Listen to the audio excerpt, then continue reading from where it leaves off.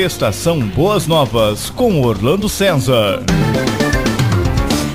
Muitos dizem que o Velho Testamento foi escrito do original grego. Bom, então é outra coisa que nós podemos analisar e pensar. Bom, Moisés era um hebreu que foi criado, né, como príncipe lá no Egito, um príncipe do Egito. Foi criado, ele foi encontrado na água, ali, pela mulher que estaria ali, a filha do faraó, que então criou Moisés. E ele foi criado ali com os egípcios. Bom, mas Moisés era um hebreu. E Deus usou esse homem, Moisés, para libertar o povo que se chama pelo seu nome, que hoje nós conhecemos como povo de Israel. O povo que se chama pelo seu nome, Israel, hoje é chamado Israel, pelas traduções da Bíblia, hoje é chamado Israel. Bom, então Moisés era um hebreu que foi usado por Deus para libertar aquele povo da escravidão dos egípcios, né? O povo hebreu. Bom, depois disso acontecido, e todos conhecem, a maioria das pessoas conhece muito bem essa história, que ele abriu o Mar Vermelho, veio as 10 pragas no Egito, até que o faraó então cedeu e libertou o povo. E mesmo depois de arrependido, vindo atrás do povo, Moisés abriu ali com um cajado, né, orientado por Deus, abriu o Mar Vermelho, o povo passou, o povo ali foi destruído no mar, e eles dali, então, em diante, cantaram o hino da vitória e continuaram, né, o caminho, andando pelo deserto, onde nós sabemos que ficou 40 anos. Bom, nesse período, então, Moisés começou a escrever a Bíblia.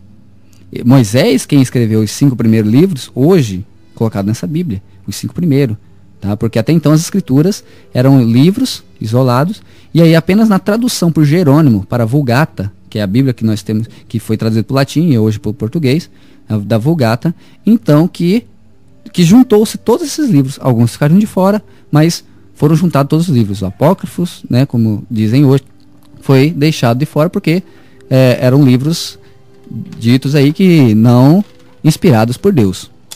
Bom, livros não inspirados por Deus, apócrifos, ok. Então foi colocado esses livros, ajuntado nessa, hoje que nós chamamos de Bíblia, tá? Foi chamado então de Bíblia, porque Bíblia é do latim, quer dizer conjunto de livros, tá? Conjunto de livros, que Jerônimo ao traduzir, uns chamam São Jerônimo, né? Ao traduzir a Bíblia, tá? Então foi que surgiu essa Bíblia que nós conhecemos hoje, que tem os capítulos, que tem os versículos, que tem as epígrafes. As epígrafes são aqueles títulos que tem entre os capítulos, entre os versículos, aqueles títulos que não foram os escritores da escritura que escreveram.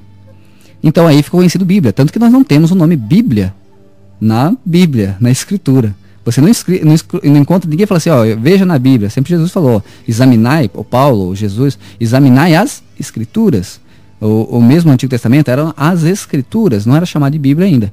Então Bíblia chamou-se depois da tradução por Jerônimo, onde foi acrescentado versículos, capítulos, epígrafes, esses títulos, tá? Então dado o nome de Bíblia. Por isso nós não encontramos Bíblia na Bíblia. Encontramos escrituras, a palavra de Deus, ou algo nesse sentido. Bom, então por que nós estamos falando sobre isso? Porque isso é muito importante. Isso é muito importante para que possamos entender o processo. Então veja bem, há quem diga que o original do Velho Testamento foi escrito em grego. Bom, então vamos analisar. Em grego, Moisés era hebreu, foi criado pelos egípcios. Talvez até se falasse pela língua egípcia ou pela escrita egípcia, talvez até faria mais sentido, porque Moisés foi criado pelos egípcios. Então, talvez ao escrever, poderia ter escrevido em egípcio. Não, mas dizem que o original foi escrito em grego. Bom, grego, o que grego tem a ver com hebreus ou com a língua egípcia? Não tem nada a ver. Tá? Na verdade, quando Moisés escreveu as escrituras, aqueles 5 primeiros livros, né, Gênesis, Êxodo, Levítico, Números, Deuteronômio, quando ele escreveu esses livros, então ele escreveu na verdade em hebraico, porque ele escreveu para o povo de Deus, o povo de Israel, o povo hebreu, né, que hoje é chamado povo de Israel. E no original hebraico, não grego, porque esse grego na verdade foi quando houve a deportação do povo de Israel, né, para a Babilônia ali. Então os gregos então tomaram posse dessa escritura em hebraico e traduziram para o grego, né? Traduziram para o grego. Então teve uma nova versão da Bíblia, a Septuaginta, né, que foi traduzido do hebraico, original hebraico, não grego, para o grego. tá? Para o grego. E ali muitos nomes, né, por aquele povo grego ser um povo pagão, tinham muitos e vários deuses, muitos nomes, tá, não estão no original. Por isso que eu sempre falo que o nome de Jesus, de Yahushua, né, Yahushua, porque é o nome hebraico original. E o povo e o nome de Deus, Yahu, né, o Senhor lá, o Deus, o eu sou, o grande eu sou, como ele se apresentou para Moisés, é o Senhor Yahu, tá? E o nome do povo era Yahud, ou seja, Yahu, Deus de povo. Então o povo de Deus, o povo que se chama pelo seu nome, Yahud, né? Deus, Yahu, o povo de Deus, o povo que hoje pela tradução ficou Israel, mas é Yahud, né? O povo de Deus, o povo que se chama pelo seu nome. Tanto que se a gente observar Deus, Senhor, Jeová, como é dito, e pegar Israel, não tem o nome de Deus ali, tá? Então só para a gente entender isso. Então, com a tradução do hebraico, que é o original grego, que Deus mandou essa palavra para os hebreus, para o seu povo, para Moisés, que era um hebreu, então foi em hebraico. Mas com a tradução do hebraico para o grego, a Septuaginta, então ficou hoje conhecido como original grego, mas na verdade foi original hebraico. Ok. Bom, com isso podemos continuar, né? E o nome de Jesus também, né? O nome de Deus, Yahu, o nome de Jesus, Yahushua, acrescentou o Shua, que é salva. Então Deus que salva, né? O Filho de Deus que veio para nos salvar. E o povo de Deus, Yahudi, quer dizer, o povo de Deus. Ok, isso nós estudamos no hebraico, quando eu fiz curso de teologia, né? Não terminei todo, ficou faltando alguns semestres aí para terminar, uns 3 semestres, mas estudamos o hebraico lá e nós estudamos muito bem isso aí. Tá, bom, continuando, então nós vamos ler hoje aqui o livro de Malaquias, que foi escrito, né, no Antigo Testamento. É um livro, o último livro aqui do Antigo Testamento. Na Bíblia evangélica, tem diferença de Bíblia evangélica para Bíblia católica, né? Na verdade, quando foi traduzido a Vulgata, que na verdade foi por alguns chamam São Jerônimos pela Igreja Católica, foi traduzido e colocado esses capítulos, esses versículos, tá? Nessa tradução, então, veio 7 livros a mais, chamados livros apócrifos, que a própria Bíblia Católica coloca como livros não inspirados por Deus, mas ali como um exemplo, tá, alguma coisa assim. Eu já vi algumas Bíblias católicas, alguma coisa nesse sentido. Eles colocam ali dizendo que são livros apócrifos. Tá. Já na Bíblia protestante, foi tirado esses livros apócrifos. São 7 livros do Antigo Testamento. Tá? Baruque, Macabeus e outros. Tá? Bom, é só você pegar e comparar. Pega uma Bíblia protestante, uma Bíblia católica, você vai observar os 7 livros que tem mais no Antigo Testamento. São os livros apócrifos. Ok.